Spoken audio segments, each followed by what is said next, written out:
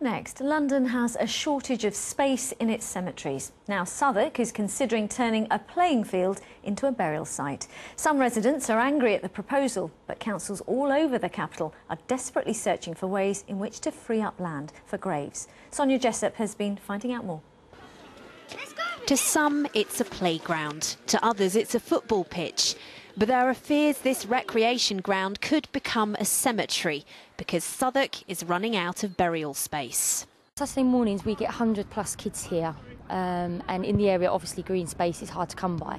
So I honestly don't know what we would do and where we would go. It's the only park that we can walk to easily. It's the only flat area in this place. It's where my daughter learned how to bicycle ride. It's a facility which a lot of people just do not have in their gardens, particularly in the flats around here. This is their garden, this is their open space. The Honor Oak Park recreation ground was originally bought by the council to use for burials, and over the years the cemetery beside it has been growing.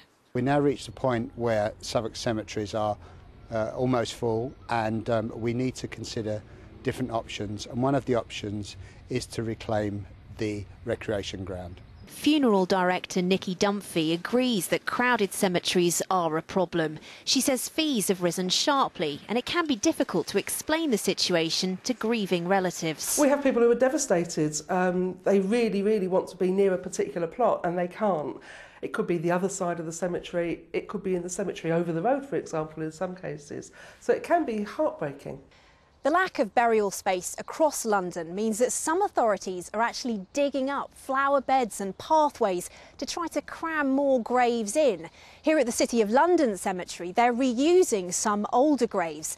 Now, to some, that might sound controversial, but to others, it's the only long-term solution.